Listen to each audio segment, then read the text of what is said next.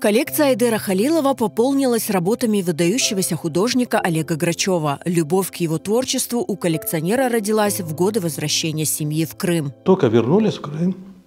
Это начало 90-х. Мы жили в Нижегорске, в Светлере.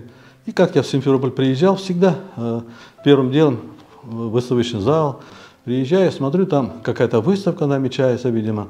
Такой выставки не было. И зашел в зал, смотрю, там 5-7 мужчин разговаривают о чем-то, работы развешивают, готовятся к выставке, экспозицию собирают. И хожу, смотрю работы, и тут, когда крымские татары, слово, когда я услышал от них, смотрю, мужчина такой бородатый, высокий такой, в возрасте. И вот не просто татары, они же обычно всегда говорили татары, а этот крымские татары возвращаются на родину, говорит, нам надо помочь, ремонт мечети надо, говорит. Сразу запал, да, он мне так. Я тогда не знал, что это Олег Грачев там. Художник Олег Грачев родился в 1923 году в Тульской области. Когда ему было 6 лет, семья переехала в Крым. С раннего детства и на всю жизнь он полюбил Крым, живя здесь бок о бок с коренным народом. Но вернувшись с фронта в 1945 году, Грачев застал уже осиротевший без крымских татар Крым. Это отложило отпечаток на все его дальнейшее творчество. Он все-таки сильно, как говорится, крымских татар уважал, нравились они. Вот поэтому он много писал картины, связанные с Крымом, с нашей, как говорится, нацией. Даже вот разрушенный Мезар-Алхлар писал, да, вот есть в книге эта работа. Это же не просто же, ему это все, он не согласен был с этим, ему это все было не безразлично, поэтому он и писал про такие вещи. Как человек он мне прежде всего нравился, а потом как художник, вот я же говорю, вот суровый стиль, авангард. Он все время немножко с намеками, вот пересохший поток, да, вот татар депортировали, Чешпеляр Хурде, крымских татарских музыкантов он писал. Он какие-то темы или еще что-то не писал. Вот что вокруг происходило, вот то он и писал.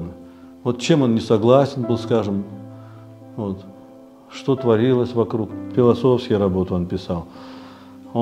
Что его волновало. «Гора Айпетри зимой», автопортрет на фоне Демирджи, светило. Работы Грачева притягивают и завораживают. В них нет суетности и наигранности. В них есть желание сказать, дать почувствовать ясный, свободный образ. У него были в Москве персональные выставки, его приглашали в Москву, чтобы он там работал, остался. И он сказал, нет, я буду в провинции, у моря. Я вернулся в Крым, здесь работал. И, в общем, Крым ему очень сильно нравился. Он очень много писал горы именно. У него очень много картин с горами связано. Айпетри, Чатардах, Демирджи. Вот все время он вот любил писать горы.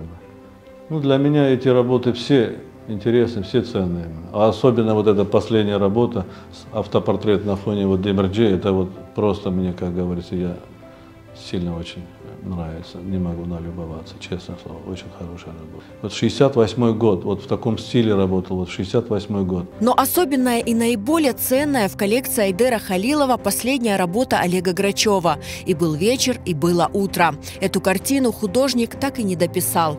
Он умер в возрасте 89 лет. Эта картина словно ждет своего завершения. Работа не закончена.